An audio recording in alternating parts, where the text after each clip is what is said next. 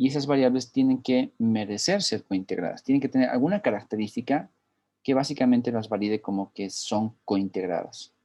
En otras palabras, quiero que entiendas que no todas las variables de un modelo multivariado cointegran.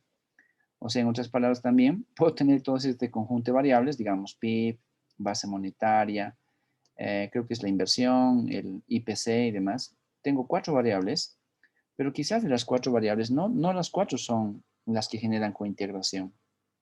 Quizás solamente 3, o en el peor de los casos, quizás solamente 2 variables. Eso nos da un margen de cintura bastante grande. Los modelos BEC ahora no necesitan que todas las variables entren en juego. Podemos incluir variables exógenas.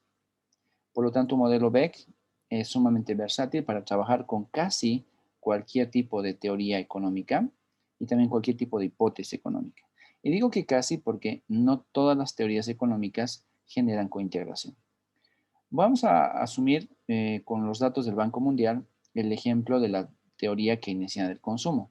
Ya, de hecho, lo hemos estimado muchas veces, ¿no?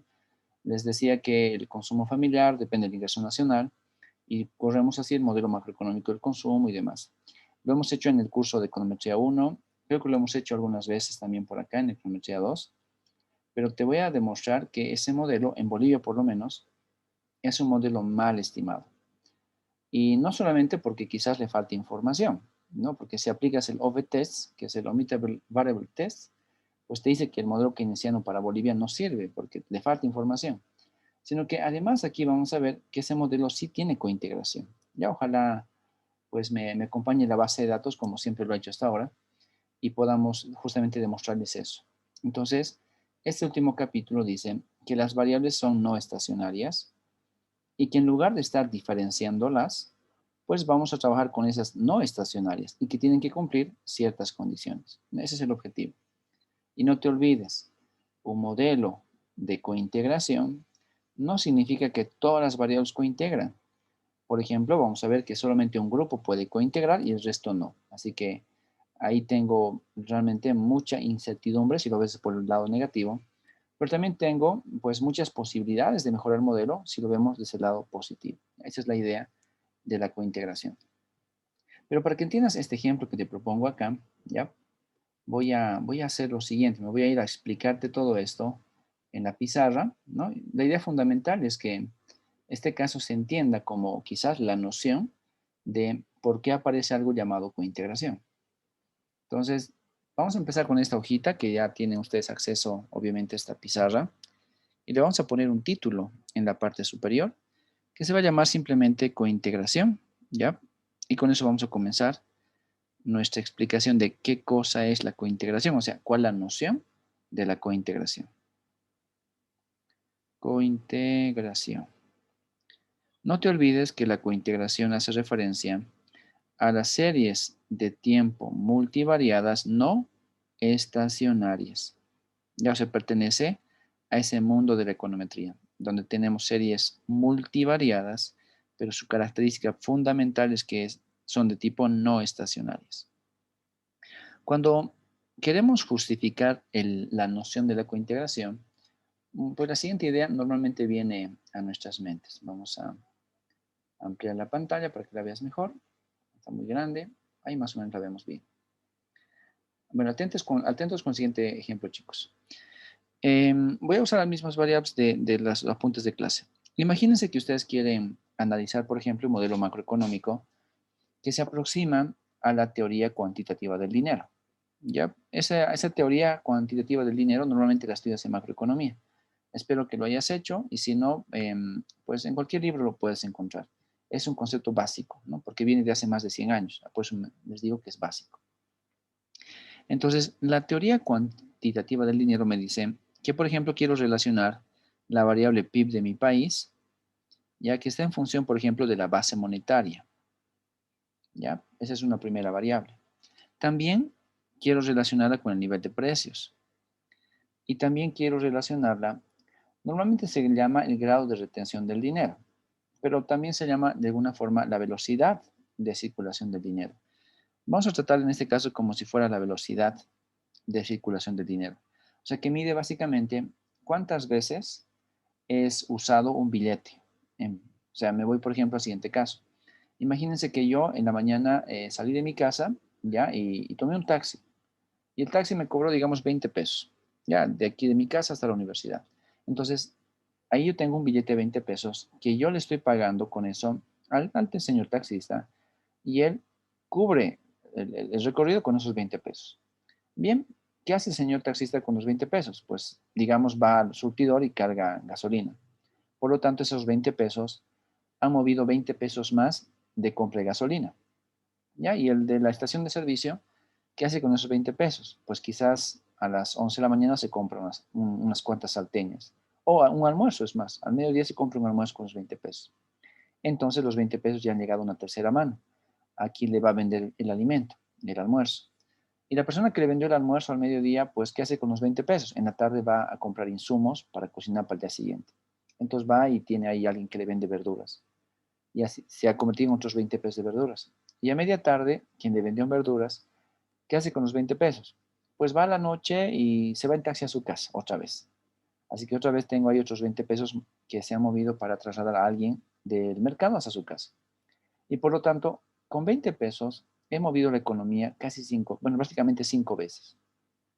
Eso significa que para que la economía, o sea, el PIB, valga 100 pesos, no necesitas manejar 100 monedas de un peso o 5 billetes de 20 pesos. Basta que tengas un billete de 20 pesos y ese un billete de 20 pesos mueve la economía 5 veces y por lo tanto el PIB vale 100 y solo necesitas 20 pesos. ¿Ya? Esa es la idea de la velocidad de circulación del dinero, que en este caso sería 5, ¿no? Un billete circula 5 veces por día y hace que la economía se mueva pues en esa magnitud de dinero, 100 pesos. Entonces todo esto significa por ahora la teoría cuantitativa del dinero. Ya es una aproximación un poco forzada, pero es una aproximación. Pero tú estás preocupado porque esta base de datos es una serie de tiempo. Y como ya sabes ahora que estás estudiando econometría de series de tiempo, que necesitas validar tus variables para que éstas sean estacionarias. Porque solamente podemos trabajar con modelos estacionarios, dado que se comportan bien y me permiten lograr una convergencia a algún resultado. Entonces, ¿qué haces? La primera alternativa será aplicar el test, digamos el típico, ¿no? ADF. ¿Cuál es el test ADF? El Dickey-Fuller aumentado. Entonces, esa es la primera opción que podemos todos nosotros recurrir. Aplico el test Dickey-Fuller aumentado al PIB, a la base monetaria, al nivel de precios y a la velocidad de circulación del dinero. Cuando hago eso para cada variable, me sale con que, digamos, una primera respuesta hipotética, todas tienen dos raíces unitarias. Ya, el peor de los casos. Les había comentado antes que a pesar de que el software me permite tener n raíces unitarias, ese es un tema más matemático que económico. Porque en economía es raro encontrar a una variable que tenga dos raíces unitarias. Y jamás he encontrado una que tenga tres. Así que vean que el margen va de 0 a 1 y hasta 2. Entonces, en el peor de los casos, aplicamos el test de Dickey-Fuller aumentado al PIB, a la base monetaria, a los precios y a la velocidad de circulación del dinero, y toditas me salen que tienen dos raíces unitarias. ¿Cuál va a ser nuestra reacción? Pues de hecho, una forma típica de escribir eso es la siguiente. Vamos a decir que el PIB es integrado de grado 2. Ya esa es la forma formal, la manera formal de representar tu modelo cuando tiene dos raíces unitarias. Y vas a decir que este PIB está en función de ¿qué? De la base monetaria que tiene un nivel de integración de grado 2, que el nivel de precios tiene un nivel de integración de grado 2. Y finalmente, que la velocidad de circulación del dinero también es integrada de grado 2. Ahora, solo para que recuerdes esta letra I. ¿Por qué lo pongo aquí? Pues no te olvides que cuando hemos visto el capítulo 1 de series de tiempo univariadas estacionarias, le hemos llamado ARMA, ¿no? Al modelo ARMA, autorregresivo y medio móvil.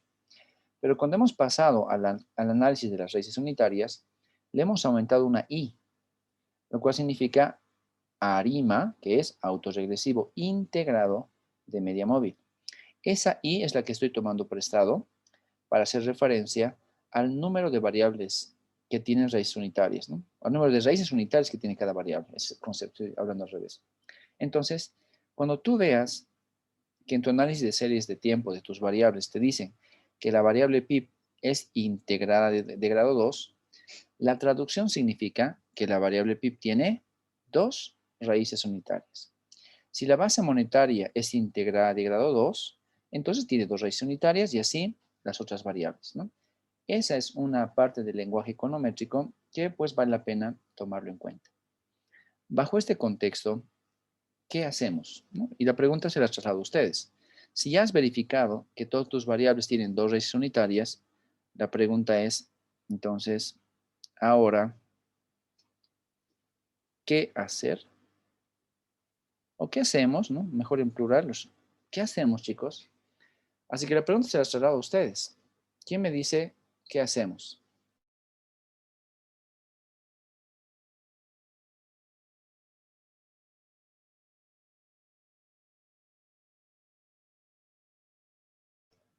A ver, vamos a forzar la Tenemos respuesta. diferenciales, tal vez. Lucelia, correcto. Entonces, lo que dice Lucelia es correcto. ¿Qué hacemos? Pues diferenciamos dos veces. Eso es lo que tenemos que hacer. Recuerden que esa era la recomendación de los modelos ARIMA. Si tú ves un modelo ARIMA y ya sabes que tu variable pip, porque es univariado, si tu pip tiene dos raíces unitarias, tienes que diferenciarlo dos veces y así se vuelve estacionario. Entonces, en esta lógica, estaríamos diciendo lo siguiente, que el modelo que yo quería probar es el de arriba, pero lastimosamente me está diciendo que todas las variables tienen raíz unitaria. Por lo tanto, las variables son no estacionarias y el modelo no puede estar corriéndose con variables no estacionarias, o por lo menos no hasta ahora. Y lo que dice Lucero es correcto. ¿Qué hacemos? Pues diferenciamos. Y diferenciar el modelo sería que voy a poner delta cuadrado pip, que va a estar en función de delta cuadrado base monetaria, delta cuadrado el nivel de precios y delta cuadrado la velocidad de circulación del dinero. Y aquí es donde aparece un gran problema. El primer problema, vamos a ponerlo aquí con un color rojo para que se note, esto automáticamente trae problemas de interpretación. ¿Ya? Primer caso. Y el segundo problema que a ustedes les ha pasado, y sé que les ha pasado porque me lo han comentado cuando hacían los trabajos de los capítulos previos, pues también trae que hay variables, algunas variables, sobre todo las variables que son medio fijas, ¿no?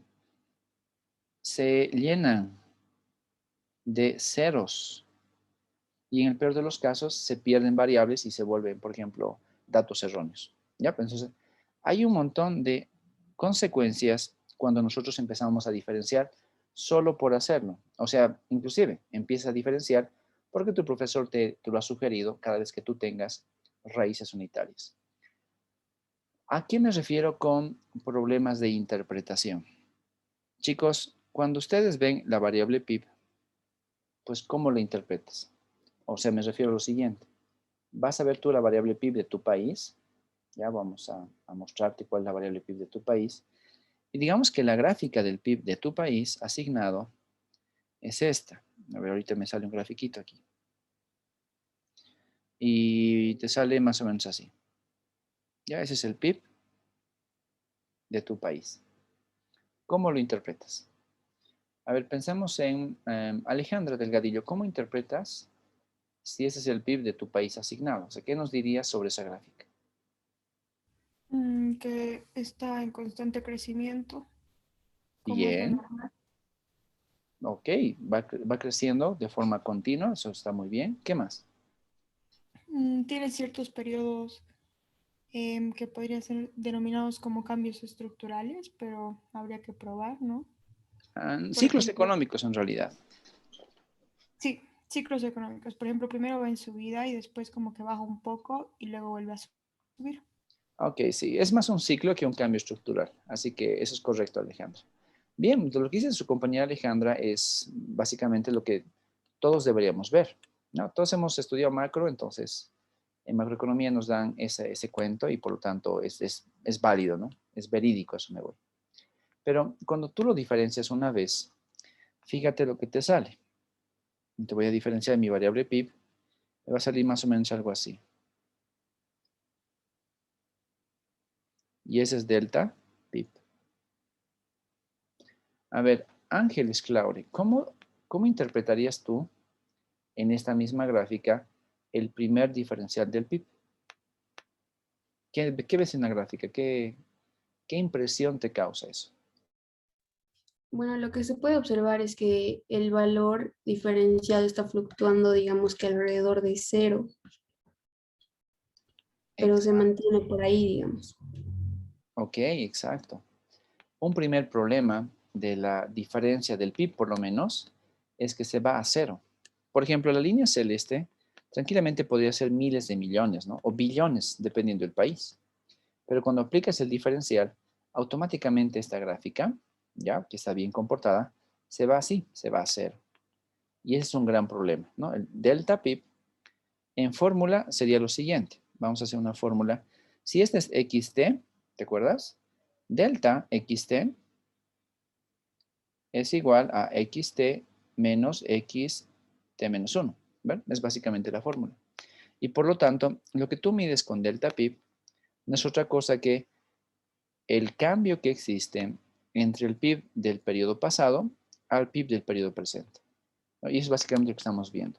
Por ejemplo, si el PIB del periodo pasado valía 100 y el PIB del periodo presente vale 120, ¿cuánto vale delta PIB? Vale 20 nada más. Entonces, toda la historia de los 100 a 120 se anula y solamente mides el cambio de un valor a otro, de un periodo a otro periodo. Y por eso es que gran parte de los valores se centra en cero. Ahora, si una vez que ha crecido en 120, el siguiente periodo se mantiene en 120, ¿cuánto vale delta PIB? Pues vale cero, porque el factor de cambio de un periodo a otro periodo no ha variado. Entonces delta PIB vale cero. Y por eso nos centramos normalmente en cero. Y por alguna razón a veces el PIB sube y baja, ¿verdad? Como en este ciclo económico. Vemos que era 120 y el siguiente periodo sale a 119, o sea, ha bajado un poquito por el ciclo económico, automáticamente delta PIB se vuelve negativo y se vuelve menos 1. Y por lo tanto está aquí abajo con los negativos. Entonces, toda esa es la historia que aparece con delta PIB y que por lo tanto para nosotros es un primer criterio. Ahora, ¿qué pasaría si pasa lo que hemos indicado en la ecuación superior? O sea, dos diferenciales. Y para eso voy a dibujar esto con verde. Y esto con verde es delta cuadrado PIB. Le preguntamos a Ariel Vázquez. Ariel, ¿qué ves con esto que está con verde? Que, o sea, igual como que fluctúa alrededor de cero, digamos, pero con más,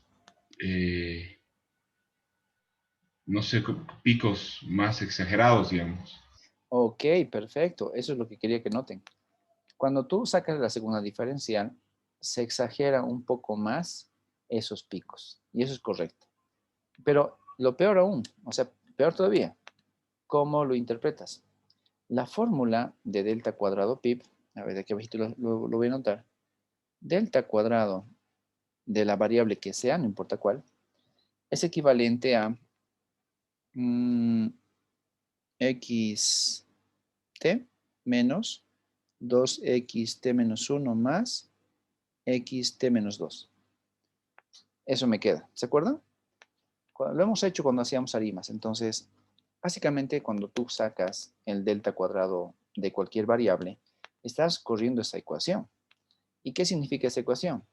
Que es la tasa de variación de la tasa de variación. Y la idea es, económicamente hablando, cómo interpretas la tasa de variación de la tasa de variación.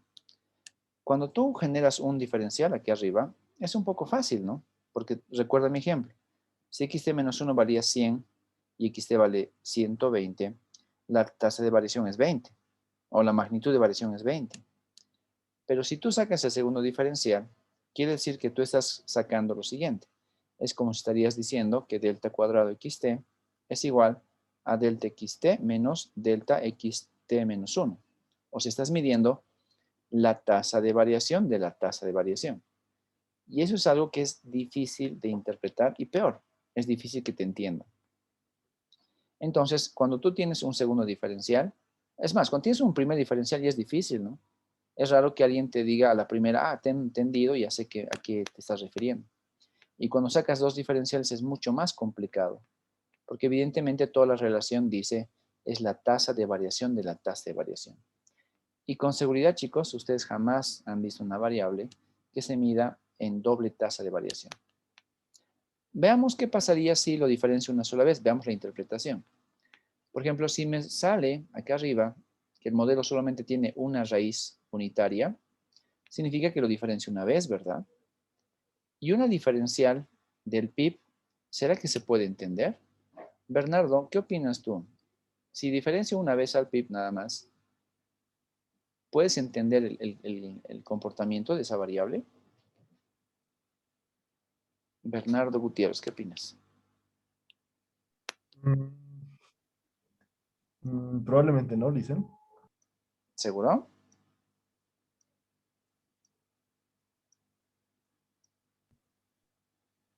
¿Seguro? Dale, No, Bernardo. la verdad es que no estoy seguro. O sea, sí. Sí, es esto, ¿no? Si tú mides la primera diferencia del PIB, sí la puedes interpretar. Aquí es igual, Bernardo. ¿Cómo lo interpretas? Acuérdate de esto.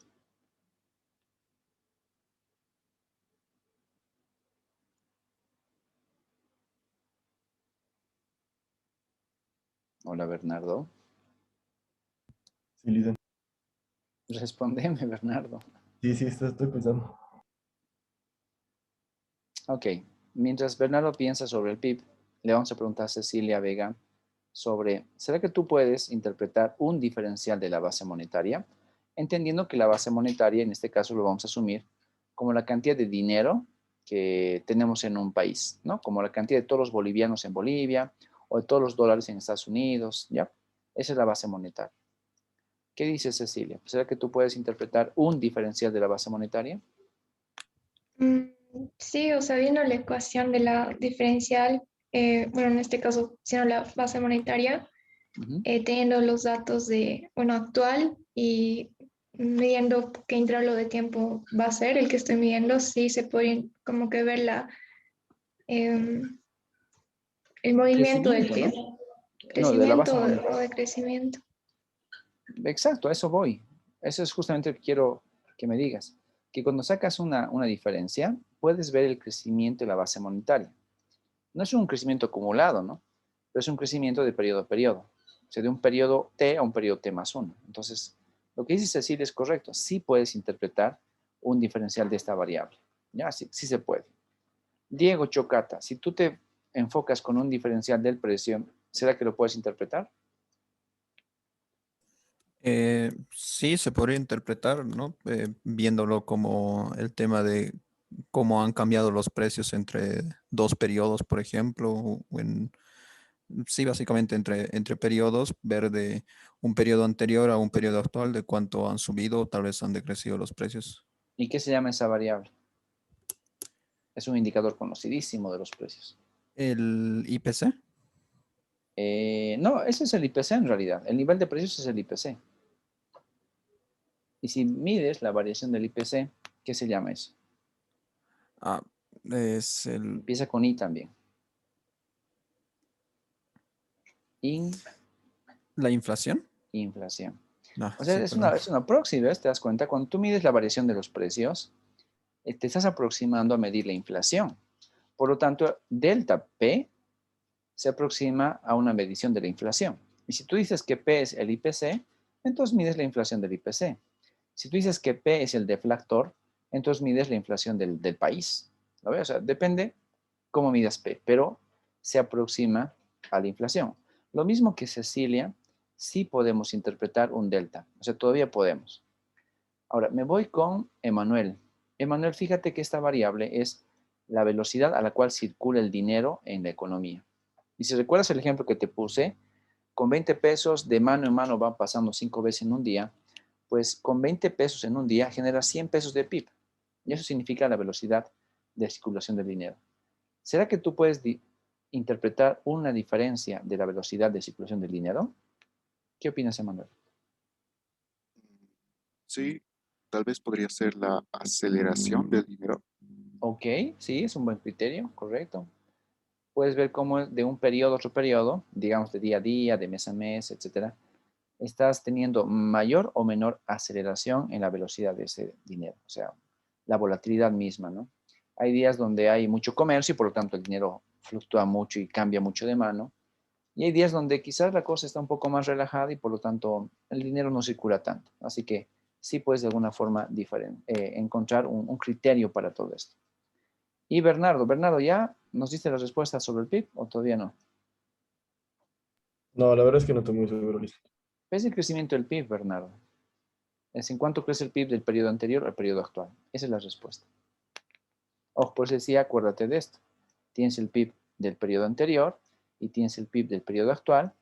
Y la diferencia entre estos dos te dice en cuánto está creciendo o está decreciendo o finalmente está variando el PIB. Entonces, un diferencial del PIB significa, pues, la tasa a la cual varía nuestro PIB. Esa es la idea básica. ¿De Sí, acuerdo? tiene razón. Sí, no me di Gracias. cuenta. Ok, gracias, Bernardo. Ahora, de hecho, se fijan, si yo aplico un diferencial, todavía puedo disimular mi modelo y puedo interpretar económicamente mi modelo. Si aplico dos diferenciales, pues es complicado. Fernanda, ¿qué dirías sobre esto en dos diferenciales? ¿Se podría interpretar? Económicamente no, ya sabemos, pero ¿cómo lo interpretarías tú, aunque sea forzadamente? Eso no es con el VAR. No, es la variable nomás, solo la variable PIB. Ah, Dos solo la diferenciales, variable PIB. O solo sea, PIB. tendríamos que comparar con dos periodos diferentes. Sí, así, mira, esa es la ecuación. Ajá, exacto. ¿Cómo lo interpretas?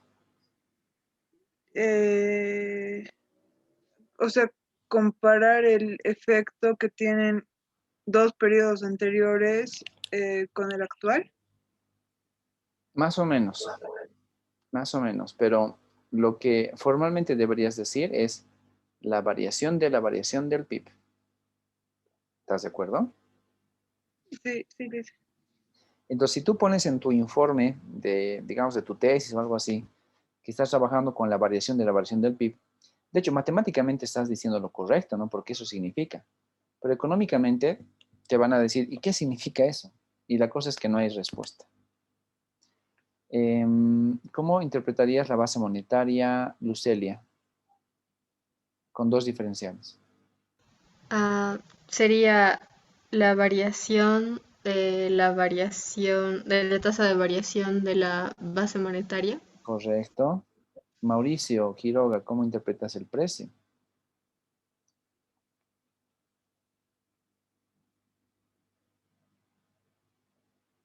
Hola, Mauricio Quiroga.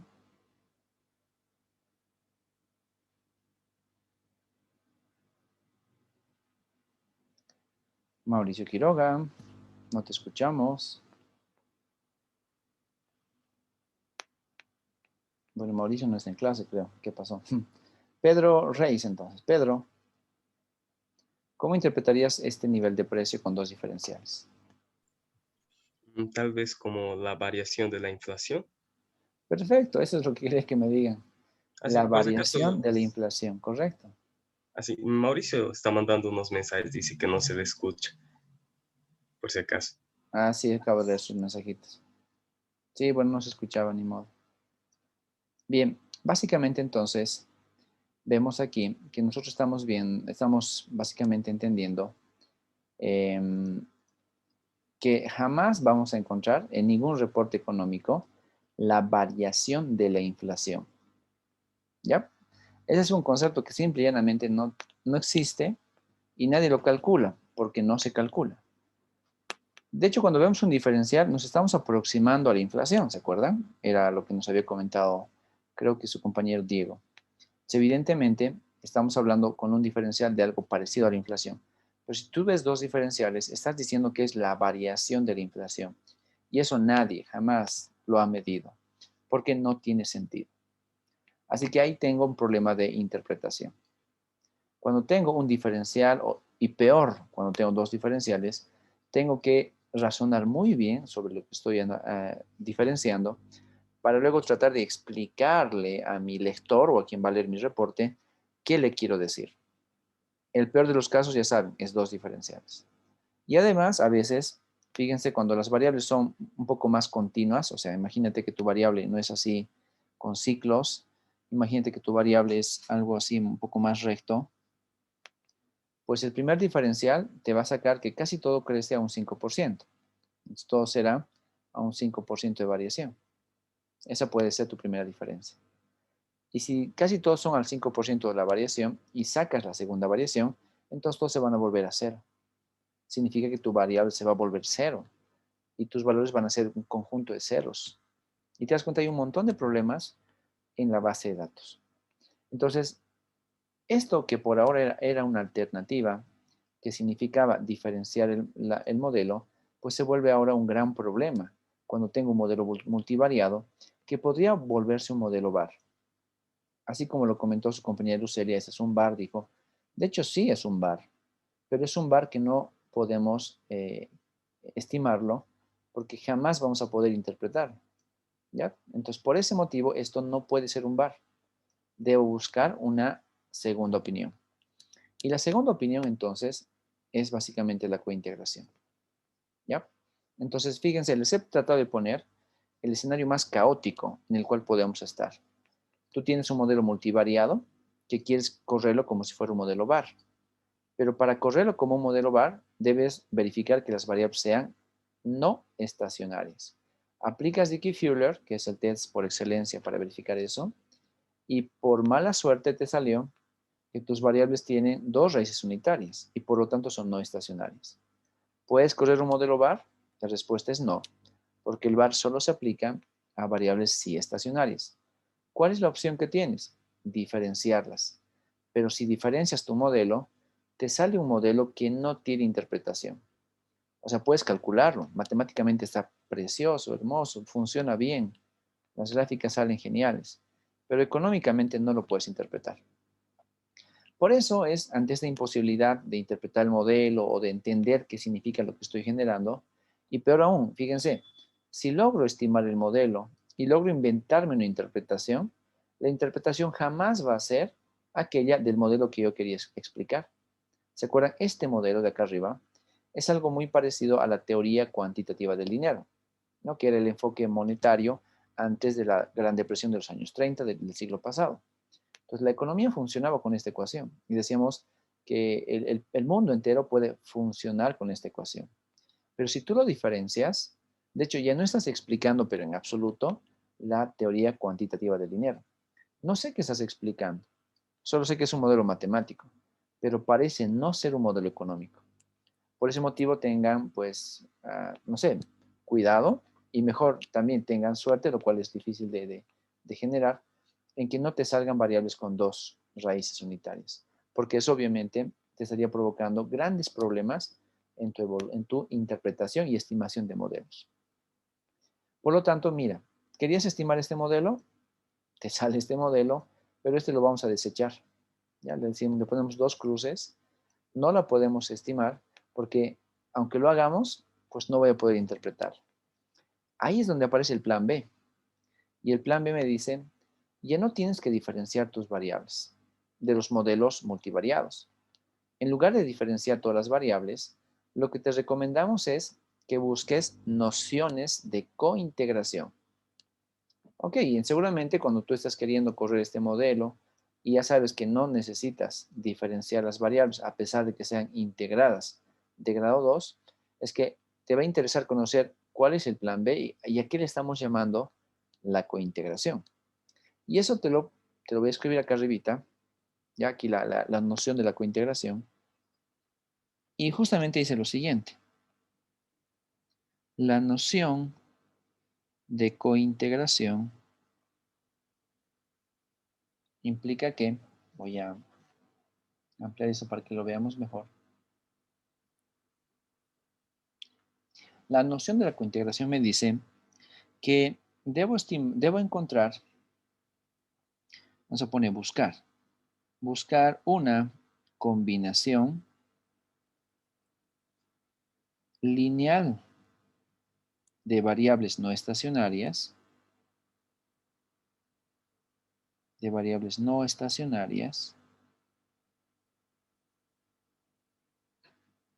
ya primera parte de la definición, que dé como resultado,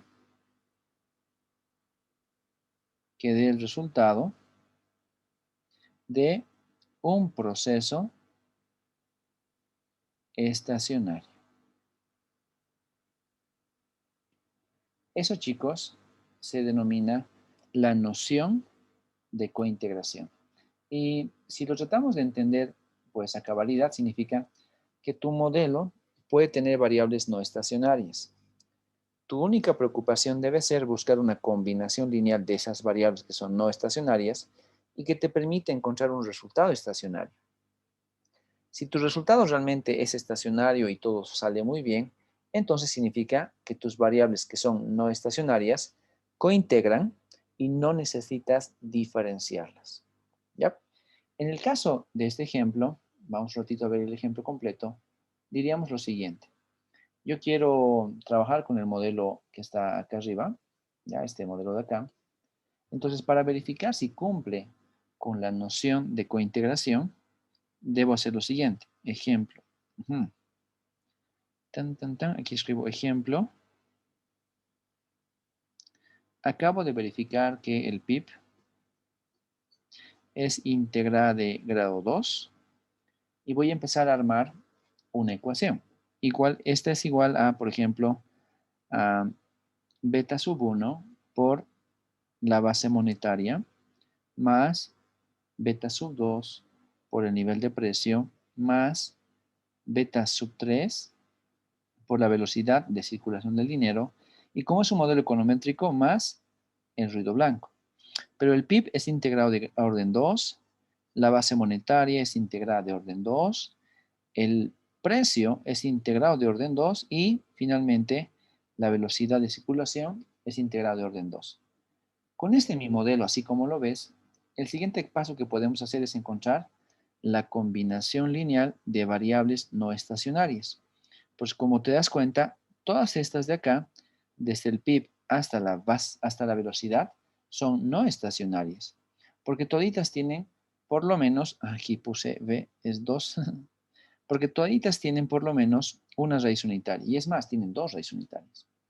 La combinación lineal que te puedo sugerir es la siguiente. Es la más sencilla además.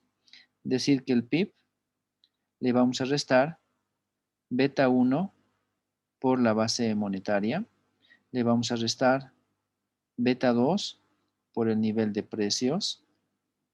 Le vamos a restar beta 3 por la velocidad de circulación del dinero y la vamos a igualar a la perturbación.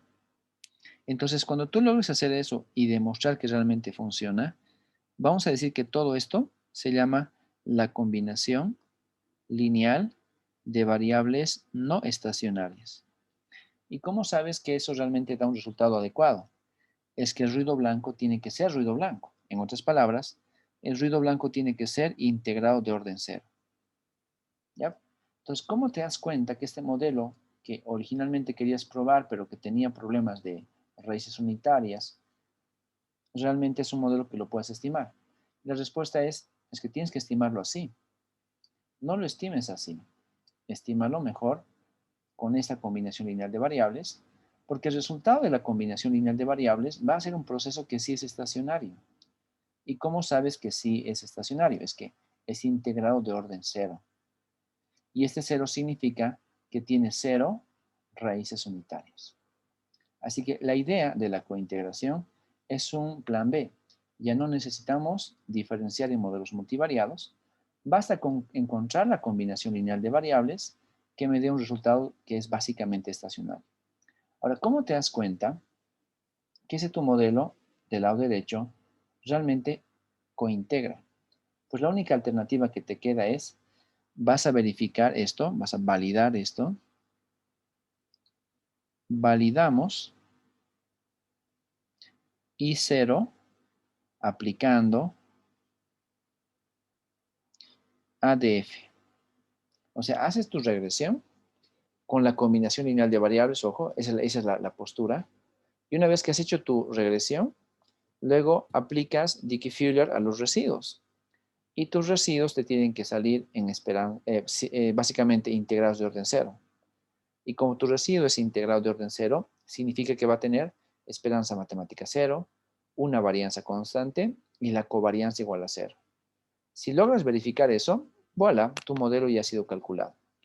Y la forma de calcular este modelo, que es el vector de coeficientes, será que vas a tener un 1, vas a tener un beta 1 como vector fila, vas a tener un beta 2 y vas a tener un beta 3 que como vector va a estar asociado a tus variables de interés. Y tus variables de interés son el PIB, después la base monetaria, luego el precio, y luego la velocidad de circulación del dinero. Y ese es tu vector de variables. Y tiene que ser igual al ruido blanco. Esta es la noción de la cointegración. Y ese es el plan B que tenemos para no hacer un bar. Ya, eso me evita hacer un bar. Y entonces estimo una ecuación simple, que no es un bar, y esa ecuación simple se debe a esto que ahora le vamos a poner un nombre. Y se llama el vector de cointegración. Así que hay muchos cambios que suceden cuando estamos trabajando con los modelos Beck. El primer cambio es que ya no estimas, como en el bar, muchas ecuaciones, con mucha interacción, con muchos datos que van y que vienen, etc. Ahora lo único que haces tú es estimar tu propia ecuación, pero bajo ciertas condiciones, las cuales significan que tienes que despejar linealmente tu modelo y esperar a que el resultado de ese modelo te salga básicamente un ruido blanco. Si te sale un ruido blanco, pues has concluido con tu estimación. Recuperas beta 1, recuperas beta 2, recuperas beta 3, lo interpretas adecuadamente y tu modelo ya terminó de ser pues estimado. Esa es la idea, que es el primer punto denominado la noción de la cointegración. A ver, sé que es la primera vez que lo vemos y sé que a veces puede ser muy confuso. Entonces, por eso voy a tratar de reforzar con esto que está aquí en nuestros apuntes de clase. Miren, aquí en los apuntes de clase les ponía lo siguiente. Bueno, o está lo siguiente, ¿no? Ya está incluido ahí. Igual les pongo un modelo que es de tipo macroeconómico, donde aquí sí incluye el IPC, ¿no? Pero les digo a ustedes que este modelo, por ejemplo, tiene niveles de integración diferentes, ¿no? 1, 1, 2, 1. O sea, tiene raíces unitarias. Y como antes, ¿qué deberíamos hacer si tengo raíces unitarias? La respuesta es, deberíamos diferenciarlo. Y cuando yo diferencio, pues puede ser que estos se hayan eliminado al aplicar una sola diferencial. Parece que tenía dos, no se elimina, ¿no? Por lo tanto, mi modelo sigue siendo no estacionario. Basta que una variable tenga una raíz unitaria, todo el modelo se arruina y ya no me sirve el modelo porque no es estacionario. ¿Qué debería hacer? Volverlo a diferenciar. Pero si tú diferencias algo que ya es estacionario, de hecho ya no encuentras una super estacionalidad, sino que simplemente encuentras ceros. Por lo tanto, si algo ya es estacionario y lo quieres seguir diferenciando, lo más probable es que encuentres ceros. Y es otro problema al cual nos sometemos cuando empezamos a diferenciar por diferenciar nuestras variables. Entonces, basta que una de las variables tenga una raíz unitaria, tu modelo ya no es estacionario. ¿Qué hacemos, no? Pues lo único que podemos hacer es por ahora es simplemente, ya no puedo diferenciar dos veces, ¿te das cuenta? Porque me sale cualquier elemento. Entonces, ¿qué es lo que puedo hacer? La única solución posible, ¿ya? Es cambiar de modelo, lo cual sería erróneo porque no estaríamos agotando las opciones, pero mejor que cambiar de modelo, es mejor velar por algo que se le denomina la cointegración, ¿ya? ¿Para qué cambiar de modelo? Pues mejor es buscar vectores de cointegración. Ojo, cuando cambias de modelo, de hecho, ya no vas a explicar lo que querías explicar. De hecho, tu marco teórico va a ser otro. Y es más, es como si dijeras que quieres hacer una cosa, pero terminas haciendo otra cosa. O sea, no tiene mucho sentido técnico el cambiar de modelo.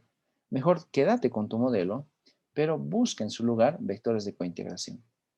¿Y qué es un vector de cointegración? Pues es básicamente la combinación lineal de variables, de tal forma que su resultado es algo estacionario. Y en mi caso, fíjate, tal como se los puse en la pizarrita, dice que aquí tengo mis variables que digamos son estas tres, el PIB, la base monetaria y el IPC, y voy a buscar la combinación lineal. ¿Y cuál es esa combinación lineal? Pues en este caso era que voy a despejar el PIB, la base monetaria y el IPC de un lado de la ecuación, y en el otro lado de la ecuación me tiene que salir el ruido blanco. ¿Y por qué digo que es un ruido blanco? Porque el ruido blanco por definición es algo estacionario. Si yo realmente logro que esta combinación lineal me dé un ruido blanco, entonces mis variables cointegran, no es necesario diferenciarlos y esa es la ganancia, y puedo estimar el modelo así, simplecito, como una ecuación común y corriente. Pero el vector de cointegración que estoy encontrando es equivalente ¿a qué? A los coeficientes que acompañan la combinación lineal. Y esa es la combinación lineal. ¿Qué coeficientes le acompañan? Pues al PIB le acompaña el 1, ¿no? 1 por PIB me sale PIB. A la base monetaria le acompaña tita. Entonces, tita por base monetaria, pues aquí está. Y al IPC le acompaña el psi. Entonces aquí tengo el psi, ese trinche. Trinche psi aparece ahí, por lo tanto, esos son los coeficientes que acompañan a las variables de la combinación lineal. Y eso es importante, ¿no? Porque eso se llama básicamente el vector de cointegración. Y ya sabes, es y cero. O sea, es un vector estacionario. Podemos aplicar esto en cualquier otro modelo. Vamos a hacer la prueba con un modelo que ustedes conocen. Por ejemplo, ¿cómo sería aplicar la noción de cointegración a la Cobb-Douglas? Ya para hacer eso me voy a ir a una nueva lámina. Bueno, ahí está la nueva lámina. Y le vamos a poner cuadrícula para escribir más ordenadito. Y este va a ser el ejemplo 2. Y como ejemplo 2, entonces decimos que queremos aplicar la noción de cointegración al modelo Cobb-Douglas. Y el Cobb-Douglas obviamente está ya linealizado. Me dice que Q es igual a sub 0 más alfa por K más beta por L. Y como es un modelo econométrico, al final le ponemos más E. Es L sub T, K sub T y Q sub T. Y todo está en función de esos elementos. Este podría ser el caso 2. ¿Ya? La Cobb-Douglas. Pongamos aquí si quieren ejemplo 2. Voy a mover un poquito mi ecuación. ¿Ya? Para que entre el ejemplo 2. Y decimos acá entonces el ejemplo 2. Una Cobb-Douglas común y corriente. Entonces, antes de que lo vuelvas un modelo bar, analiza si tiene raíces unitarias. Y digamos que sí tiene. Y como ya sabes tú que esta es integral de orden 1 por lo menos, esa es integral de orden 1, igual por lo menos es integral de orden 1, y L también es por lo menos integral de orden 1, y automáticamente tu modelo es no estacionario. Ya, así que no corre bar, ya desechas el bar. ¿Qué puedes hacer? Ya sabes, no diferencias. Busca la cointegración. Entonces decimos aquí, definiendo el vector de cointegración.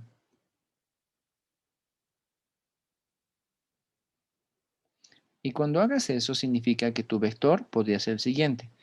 Una opción podría ser que es Q sub T, que es igual, perdón, no es igual, Q sub T menos alfa por K sub T y menos beta por L sub T, lo cual es igual a sub 0 más E sub T. De hecho, lo que está al lado izquierdo entonces sigue siendo la combinación lineal de variables no estacionarias, que en el lado derecho me da ¿qué? Pues básicamente me da algo que es estacionario, o sea, es integrado de orden cero. Si tú realmente compruebas que esto es cierto, luego defines tu vector de cointegración y dices que el vector de cointegración se da, abres tu vector, te sale 1, te sale menos alfa y te sale menos beta. Cierras y luego incluyes el vector de variables que será Q, será K y será L. Y esto da como resultado, pues simplemente algo que es estacional. Y es la idea. ¿Ok? Entonces, a partir de ahora, chicos, es empezar a buscar combinaciones lineales de variables. Y fíjate, no siempre en el lado derecho aparece E. A veces puede estar acompañada de una constante. Y más adelante les voy a mostrar que también puede estar acompañada de otra variable, ¿no? Digamos una ZT por acá.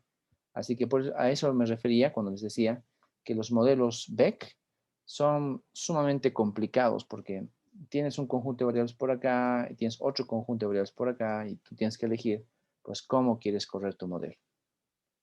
Bien, hasta aquí alguna pregunta, jóvenes.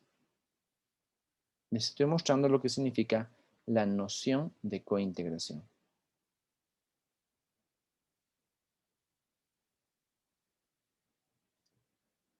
Hagamos la prueba. ¿A alguno de ustedes se le ocurre una ecuación econométrica?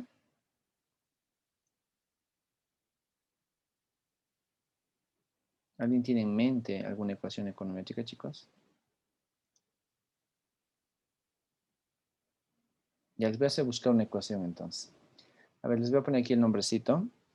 La ecuación que quiero que busquen se llama pass-through. Es el modelo pass-through. Lo voy a escribir correctamente para que lo busquen así. Bueno, modelo pass-through sería. Lo que tienes que hacer como ejemplo 3, vamos a aplicar, no a la Cobb-Douglas, vamos a aplicar esto al modelo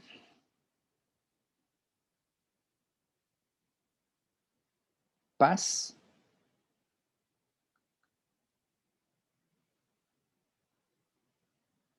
through, también conocido como efecto de transmisión de la inflación y el tipo de cambio. Es un modelo macroeconómico del comercio internacional. Entonces, ¿qué quiero que hagas? Solo para que empecemos a pues, jugar un poquito con la noción de la cointegración. Quiero que busques en internet o en algún libro de comercio internacional, bueno, de economía internacional, no es comercio, es economía internacional, y busques el modelo pass-through, ¿ya?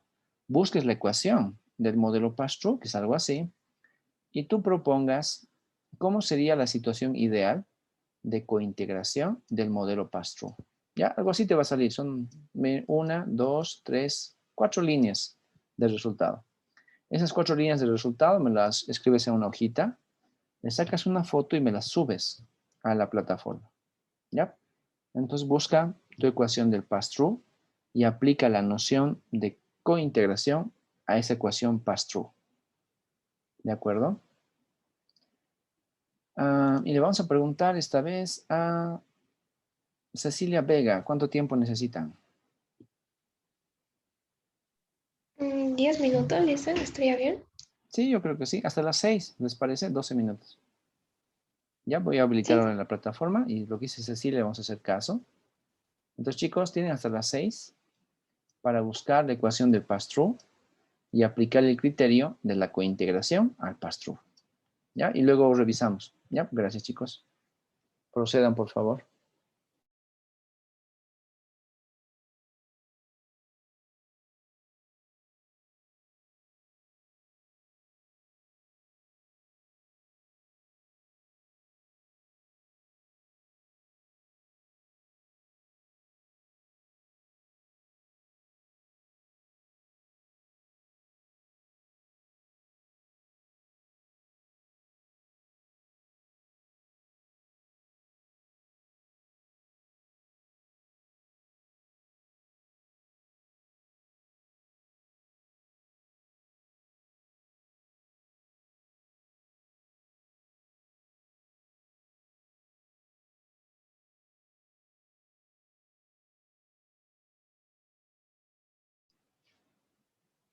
Bueno, ya son las 6, chicos. ¿Qué tal les fue?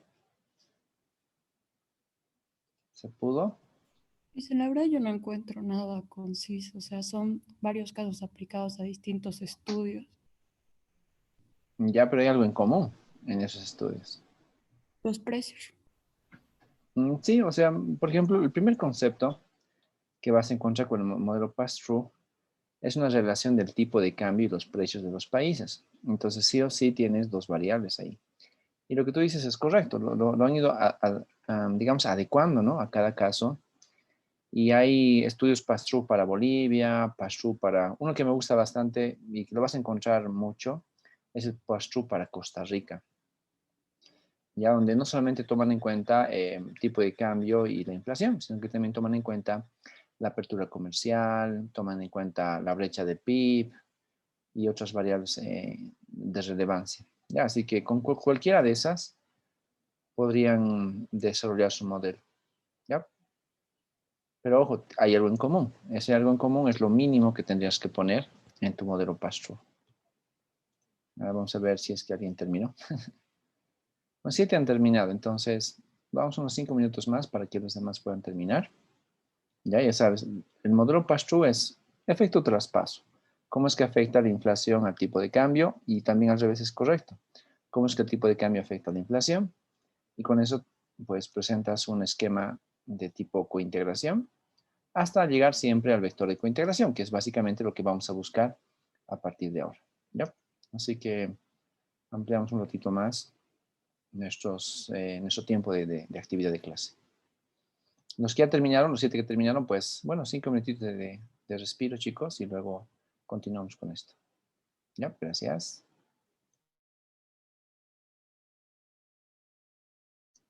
Ok, chicos, ya pasó el tiempo. Espero hayan podido completar la actividad. Se va a hacer en 2 minutos más. Bueno, como les dije, el modelo pass-through tiene, bueno, varias variantes. Ya una de las ecuaciones que más la he usado y me parece interesante es esta que se las pongo a continuación. Solamente voy a poner la ecuación por si acaso, luego vamos a ver cuál era la respuesta, o sea, pero aunque tengas la ecuación ya tienes gran avance. Dice que la inflación pi, ¿ya? Es igual a una constante que le estamos llamando beta cero, más una pendiente afectada por el tipo de cambio nominal del país rezagado un periodo. Entonces te pones más beta 1 por el tipo de cambio. Bueno, ese tipo de cambio normalmente se le pone con un puntito arriba, que significa que está variando en el tiempo. Y luego más, hay una variable llamada Q, que es interesante, que es la brecha del Producto Interno Bruto Real.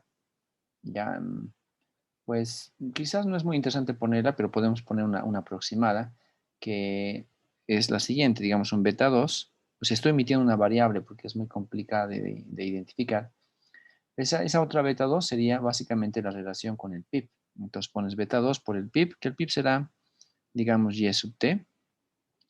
Y luego la inflación rezagada más un beta 3 por la inflación T menos 1 por lo menos. Y luego un beta 4 por una letra A que significa la apertura comercial en el tiempo. Y al final, pues como corresponde, el ruido blanco. De hecho, lo típico de un modelo pass-through es tener esto. Estos tres dan el pass-through.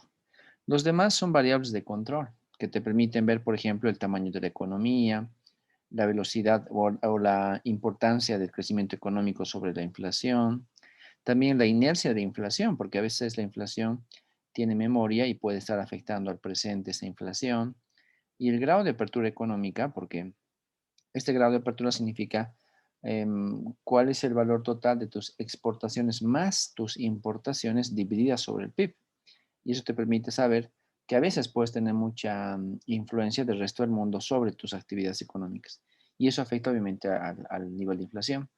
Como por ejemplo el verificar que esta apertura comercial podría de alguna manera pues traer o generar la inflación importada, ¿no? Que es otro de los componentes muy conocidos de la teoría de la inflación, ¿no? Inflación importada básicamente. Entonces, son variables adicionales. Y con eso, bueno, tratas de crear tu modelo pass-through, que es igual a qué? A despejar todo esto, dejar en el lado derecho este elemento y listo. Escribir luego tu vector de cointegración. Algo que es más interesante por ahora, que viene con nuestro modelo, es preguntarnos ¿por qué? ¿Por qué hay cointegración? ¿Qué significa? que exista el vector de cointegración. Y más interesante, ¿qué significa que exista la combinación lineal de variables que genera cointegración? Y para eso aparece la siguiente respuesta. Vamos a poner entonces una especie de pregunta para responderla. Nos dice, ¿por qué sucede la cointegración? Es una pregunta típica que, bueno, que siempre forma parte de cualquier pues, constructo teórico que vayas a estudiar, ¿no? Como estamos estudiando un nuevo capítulo, entonces la pregunta es saber por qué voy a estudiar ese nuevo capítulo o qué de nuevo tiene ese nuevo capítulo. Entonces, ¿por qué sucede la cointegración? Y la respuesta es porque las variables que conforman la combinación lineal de variables no estacionarias tienen básicamente dos comportamientos intrínsecos. Ya vamos a decir que tengo, por ejemplo, este modelo. Se llama tita por xt más psi por y sub t. Y esta es la combinación lineal de variables, que me da como resultado un ruido blanco. Ya esa es básicamente la primera aproximación. Pero aparece la cointegración porque la variable x se divide en dos componentes. Un componente se llama el componente permanente, es el componente permanente de x, y el otro componente se va a denominar el transitorio de x. Así que esa es una de las condiciones principales que permiten que exista cointegración. Y eso sucede con x. Y con y debería suceder algo similar. Entonces decimos con y también debería encontrar una parte permanente para y una parte transitoria para y. Y si estos dos elementos existen y forman parte, cuando decimos intrínseco, significa que, bueno, pues la variable siempre se comporta así. No es que solamente es algo momentáneo, sino que todo el tiempo esperas que la variable se comporte así. Entonces, si esto realmente funciona, vamos a reemplazar valores. Tiene que suceder entonces también lo siguiente. O sea, reemplazo x donde corresponde en la ecuación superior y decimos que me queda tita por la parte permanente de x más la parte transitoria de x. Y le sumamos a esto el coeficiente psi por la parte permanente de y la parte transitoria de y que debe ser igual a un ruido blanco. Y si ordenamos un poco las ecuaciones, nos sale más o menos lo siguiente. Me va a salir, por ejemplo, tita veces la permanente de x más psi veces la permanente de y, la vamos a sumar a tita veces la transitoria de x más psi veces la transitoria de y. Y eso tiene que comportarse básicamente como un ruido blanco. Y cuando encontramos que la relación de variables que están cointegrando cumplen con tener partes permanentes y partes transitorias, luego decimos que hay unas condiciones que son las siguientes. Que esto que es transitorio versus esto que es permanente deben tener estos comportamientos. Lo transitorio debe ser aproximado a algo aleatorio. Ya, lo transitorio debe ser aleatorio de tal forma de que si tú calculas la esperanza matemática del componente transitorio, esperas que esto sea igual a 0. En otras palabras, puede ser positivo o puede ser negativo, pero en promedio el componente transitorio se vuelve 0. Pero la parte permanente dice que tita p sub t de x más psi p sub t de y deben ser iguales a 0. Ahora, ¿qué significa? Que no deben acumular distancia. ¿Ya? Y el no acumular distancia implica que puedo despejar p sub t y esto va a ser equivalente a menos psi sobre tita por p sub t de y, la x y la y. Y esta ecuación, que ahorita se actualiza, bueno, ahí está. Esta ecuación que ahorita ven, pues significa básicamente que mi modelo no acumula distancia. Es más, le vamos a poner un recuadro para indicar eso. No acumula distancia. Una idea que está detrás de que no acumula distancia es que no existe cambio estructural. No tiene cambio estructural. ¿Se acuerdan lo que vieron con SB single en el Stata? Pues eso mismo. O sea, no existe cambio estructural. Y también recuerdan que, bueno, no recuerdan, uno de ustedes sabe que hay un comando llamado QSUM que también me mide básicamente lo mismo. Entonces, nosotros lo que estamos verificando es que cada variable debe tener algunos comportamientos que antes ni siquiera los tomábamos en cuenta. Porque claro, nunca te pones a pensar que tu variable debe tener algún comportamiento específico. Y en este caso nos dice que sí, que para que exista cointegración no solamente es encontrar la combinación lineal de variables, porque recuerda lo que te dije hace rato, no todas las variables cointegran. A veces solamente una parte cointegra y la demás la dejas como exógena. Entonces tienes que buscar tu combinación lineal de variables.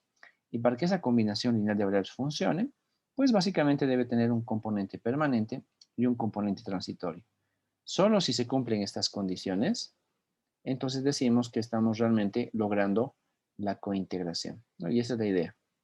Acá arriba te dice que cada variable se comporta según estos parámetros de evolución y que suponiendo que esa es la combinación lineal de variables, no estacionarias, claro, que genera un resultado estacionario, entonces decimos que esa combinación lineal de variables tiene un componente transitorio que es aleatorio y tiene un componente permanente que no está acumulando distancia y que tampoco tiene algún cambio estructural. La forma para poder entender cómo funciona esto es ver un gráfico y luego un dibujo. Ya vamos a ver un gráfico y un dibujo.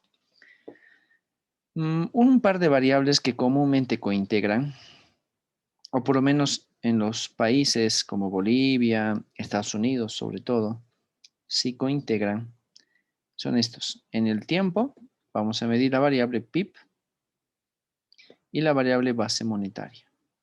Ya son dos variables típicamente cointegradas. Ahora, ¿por qué sabemos que cointegran? Base monetaria la vamos a pintar de otro color para que se note. La base monetaria va a ser roja. Bueno, cuando tú ves el PIB a lo largo de muchos años, digamos 30, 40, 50 años, sabes que este PIB va a evolucionar con ciclos, ¿no? Y más o menos así. Y esta línea negra que ves es básicamente la evolución del PIB, que por criterios macroeconómicos, pues sabemos que evoluciona con ciclos y a veces hay auges, a veces procesos recesivos y demás. Eso es típico del PIB. Pero por otra parte, también notamos que existe algo como la base monetaria. Y la base monetaria puede cambiar cada mes. O sea, el Banco Central cada mes puede tener una política de ajuste de inflación, por ejemplo, pensando en controlar la inflación. Y cada mes hace algo con su base monetaria. Aumenta dinero, saca dinero. Aplica las operaciones típicas de un banco central. Y por lo tanto, la base monetaria puede fluctuar quizás un poquito más volátil que el propio PIB. Y esta gráfica roja será la base monetaria. Bien, ahora, ¿cómo identificas tú aquí en este gráfico una parte transitoria y cómo identificas una parte permanente? Pues vamos a usar los colores para eso. La parte permanente la vamos a pintar de verde. ¿Ya? Y así vamos a definir qué cosa es lo permanente entre esas dos variables. Y la parte transitoria la vamos a pintar, como dice acá arriba, ¿no? De celestito. De tal forma que verifiquemos qué cosa es también lo transitorio. Y en este gráfico, entonces, lo hacemos un poquito más grande. A ver si se puede. Ah, sí se puede. Ya les quiero mostrar, pues, qué es lo permanente y qué es lo transitorio. Lo permanente está con color verde. Entonces, fíjate que lo permanente del PIB será esto. Es como tener una tendencia. Me salió un poco chueca, la voy a volver a hacer. Ahora está menos chueca. Esa línea verde es básicamente la tendencia de evolución del PIB. Y fíjate que es recta, ¿no? Está creciendo continuamente. O sea, no estoy teniendo cambios estructurales en la evolución del PIB, simplemente está creciendo alrededor de su tendencia. Y a largo plazo, claro, esos no son 10 años, son 50, 60, 100 años. Y cuando vemos también la base monetaria, pues nos fijamos que la base monetaria tiene otro comportamiento que es más o menos ese. Bien, tienes que entender que no son paralelos.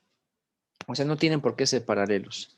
Aquí parece que son paralelos, pero solamente es una coincidencia porque el gráfico es bastante simple. Pero en ningún momento del concepto de cointegración aparece la idea de que sean paralelas las variables. Ya, así que ese es un concepto que podemos dejar de lado. Pero eso sí o sí necesitan ser estables las evoluciones. Fíjate, por ejemplo, acá. Bueno, se cayó mi lápiz, lo siento.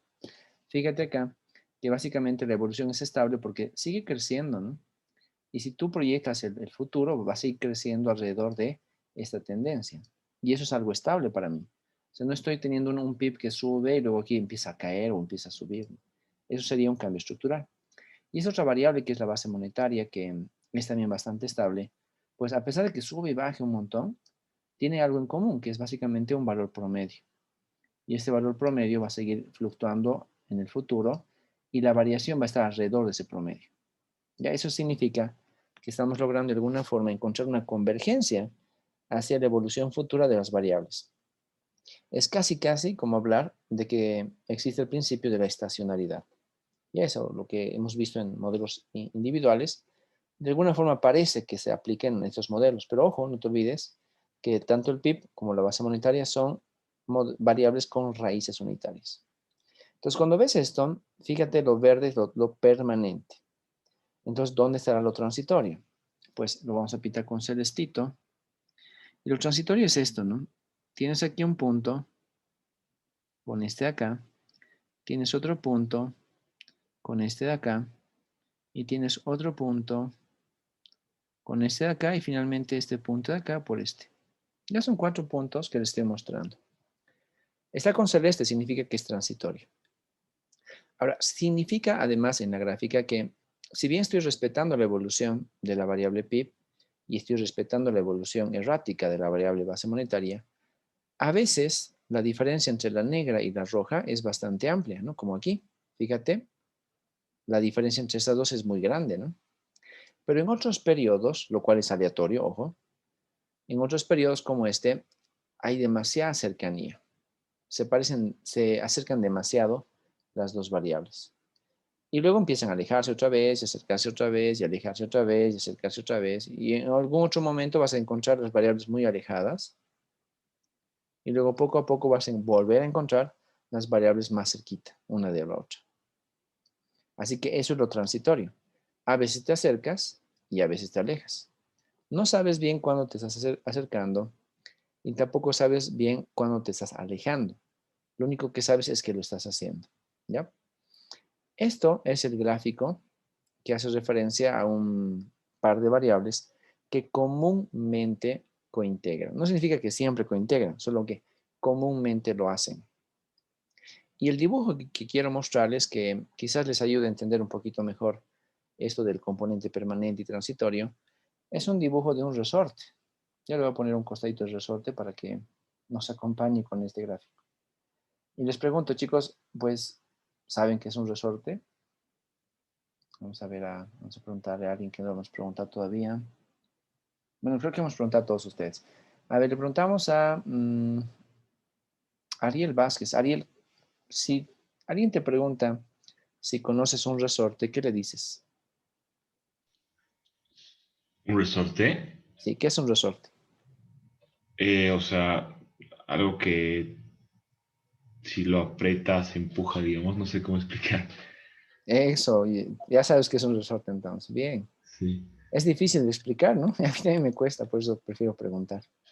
Sí. Gracias, Ariel. A ver, vamos a ver si es que Fernanda Delgado. Fernanda, ¿cómo explicarías qué es un resorte?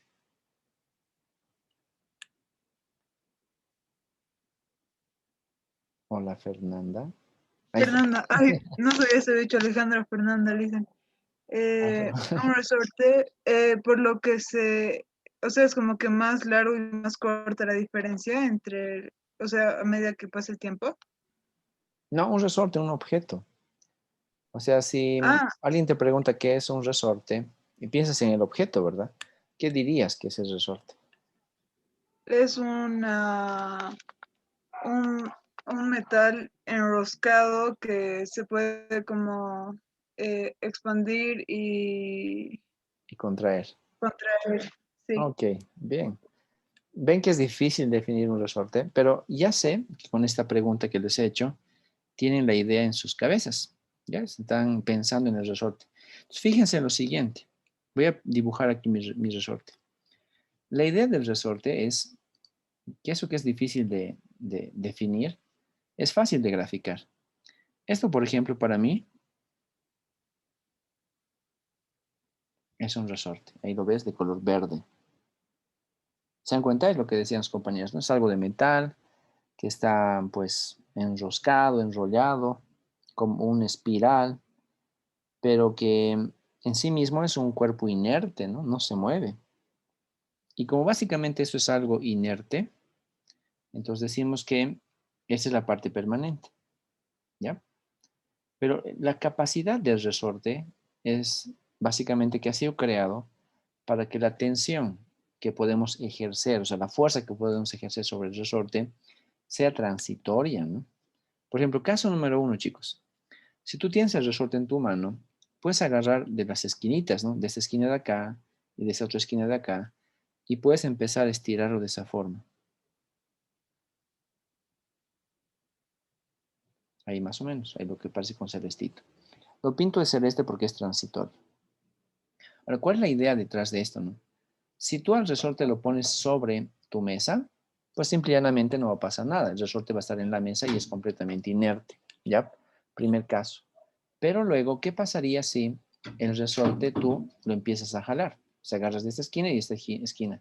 Y haces presión hacia afuera, ¿no? Hacia la izquierda y la derecha. Pues el resorte se va a abrir, así como este.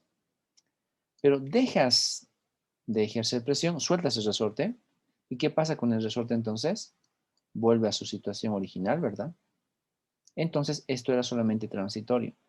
Este resorte se queda así abierto mientras tú tengas fuerzas para soportarlo. Aquí tu mano está ejerciendo presión, aquí también está jalando. Te vas a cansar, lo vas a soltar y va a volver a su situación original. O sea, a la parte permanente. Eso es transitorio, entonces a veces funciona y lo jalas mucho, o como acá, pero luego lo sueltas y vuelve a su situación permanente. Ya, primer caso. Pero así como los has jalado, ¿verdad? Las esquinas del resorte, también puedes presionar hacia adentro, ¿no? Esa es otra de las formas que tenemos. Ay, no sé por qué lo borré, perdón. Esa es otra de las alternativas que tenemos para trabajar con el resorte. Me dice, puedes tú ejercer presión hacia adentro y el resorte, por lo tanto, será este. Ahí va. Entonces, evidentemente aquí la fuerza es hacia adentro, ¿ya? De ambos lados.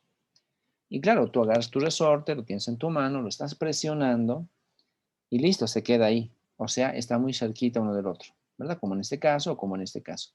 Pero no es para siempre. Lo sueltas, ¿verdad? Y vuelve a ¿qué? A la situación original.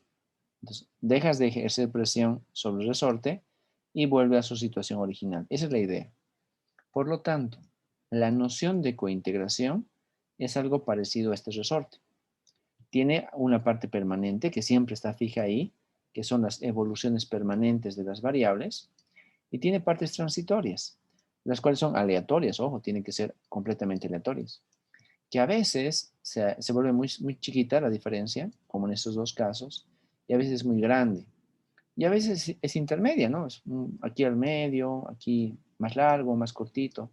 O sea, no hay una razón, no hay un patrón para decir cuándo más cerca y cuándo más lejos, pero tú sabes que va a haber cercanía y que va a haber lejanía. Y también sabes que la evolución va a seguir un patrón permanente. Así que esa es la noción que está detrás de hablar de la cointegración en nuestros modelos de series de tiempo multivariadas, no estacionarios. Ojo, ese es el nombre completo. ¿De acuerdo? Así que ahí va. Entonces, con esto ya conocemos varias cosas de un modelo Beck, que, como les dije, es la evolución del modelo VAR. Y recapitulando un poquito, decimos que a veces tengo un modelo multivariado que yo quiero estudiar, ¿ya? Pero normalmente tenemos el problema de las raíces unitarias. Si yo tengo que diferenciar mi modelo, de hecho ya no es el que yo quería, ¿verdad? Es un modelo diferenciado, que se explica de diferente manera. Y en el peor de los casos, que es este, me pueden salir niveles de integración mayores, ¿no? De 2, 3, 4, o como corresponda. Y ahí sí, la economía, pero para nada se mete, porque si tu modelo tiene 2, 3 o 4 niveles de integración, económicamente esos son, pues, elementos sin ningún tipo de interpretación. O sea, matemáticamente están bien, económicamente no tienen sentido. Por lo tanto, mejor dejamos de lado la diferenciación y decimos, busquemos un plan B. Y el plan B aparece como la noción de cointegración, la cual me dice que puedes seguir trabajando con tus modelos originales y tus variables originales, sabiendo que tienen raíces unitarias, con la única condición de que esta combinación lineal de variables no estacionarias genere un ruido blanco. Si realmente logras generar un ruido blanco, entonces puedes tranquilamente trabajar con tus variables sin necesidad de diferenciarlas. Y siempre que logres hacer eso, es que estás encontrando algo llamado un vector de cointegración. Hemos visto aquí un primer vector. Fíjate, la lógica es bastante simple. Es casi el modelo despejado, ¿no? Es un modelo simple porque está despejado y nada más. Y aquí has visto para la Cobb-Douglas, que igual es un modelo despejado, que te da un ruido blanco. Pero date cuenta, no solamente esperamos el ruido blanco. También puedo incluir, por ejemplo, una variable, o una constante que digas, una constante. Y más adelante te voy a mostrar que puedo incluir variables también. Así que la cointegración es bastante versátil. Y también podemos aplicar eso a modelos más grandes como un pass-through, que tiene una variable, 2 variables, 3 variables, 4 variables, 5 variables. Entonces, realmente es una metodología de trabajo bastante eficiente. Pero, ¿por qué cointegran, no? O sea, ¿por qué lo no estacionario genera algo que sí es estacionario? Y la respuesta es sencilla. Es que básicamente cada variable tiene dos componentes que se comportan muy bien. Un componente permanente de la evolución de la variable y un componente transitorio de la evolución de esa variable.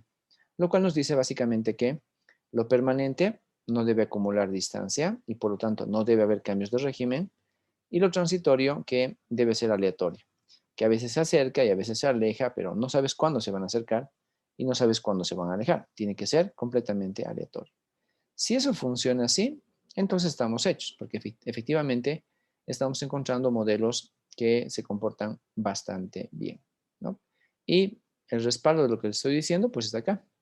La parte permanente, la parte transitoria y demás, ¿no? Por si es que no pudiste tomar nota, pues aquí está lo que les estoy explicando. Ahora, existen algunas precisiones sobre el vector de cointegración. Ya, o sea, hay 3 en realidad. Y esas precisiones son algo así como condiciones que tienen que cumplirse.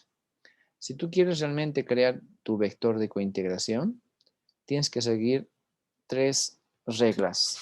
Y las reglas son bastante simples de reconocer. La primera regla me dice, o la primera propiedad o precisión me dice, que básicamente la cointegración solo se aplica a modelos lineales. Ya no puedes aplicar a modelos no lineales. Se necesita sí o sí linealizar tu modelo y con ese modelo lineal vas a aplicar la cointegración. Por eso les he mostrado acá la Cobb-Douglas. Y fíjate que ya no he escrito la Cobb-Douglas no lineal, ¿verdad? Sino que por el contrario he escrito la Cobb-Douglas lineal. Entonces, la cointegración es una propiedad eminentemente lineal. Necesitas variables, modelos lineales, ¿no? Modelos lineales es la respuesta. Si aplicas a un modelo no lineal, ya sabes, no te va a salir nada. Segunda precisión. Bueno, dice propiedad, pero debería decir precisión en realidad. La segunda precisión nos dice que las variables que conforman un vector de cointegración deben tener el mismo nivel de integración. O sea, las variables con las cuales tú vas a trabajar tienen que tener el mismo número de raíces unitarias. En este caso, el PIB tiene una raíz unitaria, la base monetaria tiene una raíz unitaria, la inversión tiene una raíz unitaria y el IPC tiene una raíz unitaria. ¿Ves? Así de sencillo. Tienen que coincidir el número de raíces unitarias de las variables que cointegran. Si tienes más variables, toditas deberían ser integradas de orden 1. En otras palabras, si tu modelo tiene una variable integrada de orden 2, pues no te queda de otra más que diferenciarla y tratar de trabajar con una que le has quitado una raíz y te queda una más, ¿ya? O sea, si tienes una integral de orden 2, sabes que tienes que diferenciar 2 veces, es la única opción. Pero para que logre la cointegración, pues tendrías que diferenciarlo una vez. El problema está en que dense cuenta, si tú diferencias una variable, ya no es el modelo que querías, porque una variable está diferenciada y por lo tanto su comportamiento es muy diferente. Así que suerte con tu elección de variables. La idea de que tengas suerte con tu elección de variables es que ojalá cuando elijas un modelo que quieres analizar a nivel de cointegración, coincida. Porque si no coinciden, pues lastimosamente el modelo no va a cointegrar y tienes que buscar un plan C, que quizás será volver al modelo VAR, o quizás será cambiar variables, aumentar otras, no sé, aumentar la base de datos. O sea, el modelo se vuelve más complicado, ¿no? Cuando tú no cumples con la condición. Y la tercera y última precisión de los modelos Beck es que el vector de cointegración no es único. Bien, cuando ustedes estudiaban álgebra lineal para econometría, ¿se acuerdan? En Eco 1, les hice repasar algo de álgebra matricial. Existía un concepto de los espacios vectoriales, donde básicamente les decía a ustedes que para que un modelo de regresión lineal cumpla con el supuesto de que tiene rango completo de los regresores, tiene que tener un espacio vectorial definido, pues al momento de definirles a ustedes el espacio vectorial, les expliqué que cualquier vector se puede cerrar en 2 operaciones aritméticas, la operación de suma y la operación de multiplicación. Ya estoy recordando algo de econometría 1. Entonces, si realmente generas un espacio vectorial, el vector con el cual estás trabajando tiene que tener la capacidad de sumarse con otro vector y tiene que tener la capacidad de multiplicarse por un escalar. Y como este es un vector, porque lo hemos definido como vector de cointegración, entonces tiene también la propiedad de sumarse con otro vector y tiene la propiedad de multiplicarse por un escalar. Entonces aquí, por ejemplo, estoy suponiendo que el escalar por el cual estamos multiplicando este vector es 1. Pero matemáticamente hablando, el escalar puede ser 2 también. Puede ser 3, puede ser 0. O sea, al ser un vector, adquiere todas las propiedades del vector. Y por lo tanto, la tercera propiedad es muy difícil de cumplir. Eso significa que matemáticamente hablando, no te tienes que basar mucho en el criterio del vector. No tienes que apostar a que el vector va a estar bien definido. En su lugar, tienes que dejar un ratito la parte matemática y tienes más bien que enfocarte en la parte teórica. Y aquí es donde decimos que el modelo Beck, a diferencia del VAR, sí sigue ciertos márgenes teóricos. ¿Y para qué te sirve la teoría? Pues básicamente para poner límites al vector de cointegración. Por ejemplo, si ese es el modelo de consumo keynesiano, ¿ya? Donde el consumo, la constante, la propensión marginal a consumir y el ingreso, le estamos sumando aquí la variable perturbación, pues básicamente el vector de cointegración va a ser este, ¿no? La constante vale 1 ahí en su coeficiente, el consumo vale 1 con su coeficiente, la constante le estamos incluyendo en el vector y la propensión a consumir también está siendo incluida como pendiente. Este sería básicamente mi vector. Y ya no me preocupo de que no sea único porque este sí o sí tiene que ser 1. Si este no es 1, jamás voy a encontrar la teoría de referencia. ¿Ya? En síntesis, vean, las 3 razones que hacen que exista cointegración son: 1, usa modelos lineales, siempre lineales. Los no lineales no me sirven. 2, siempre revisa que tus niveles de raíces unitarias sean los mismos, porque tienen que coincidir todos. Solo así tu modelo va a cointegrar. Y 3, usa teoría económica. ¿Ya? Aplicas esos 3 criterios y después puedes trabajar tranquilamente con tus modelos Beck. Y mañana les voy a enseñar a estimar un modelo Beck. Y van a darse cuenta que es la ecuación del Beck. ¿Ok, chicos? Bien, sé que estamos cansados, los noto cansados, no como antes que participa más, pero tal vez es por las fechas finales de módulo. Así que bueno, si tienen preguntas, estoy atento y si no, pues nos vamos a descansar, chicos. ¿Alguna pregunta sobre lo que estamos viendo por ahora? Ok, nos vamos a descansar, chicos. Que tengan buen resto de jornada, chicos. Hasta mañana. Igualmente, Lisa, hasta mañana. Chao, chao. Gracias, Gracias. Lisa. Gracias, hasta mañana. Chao, chao.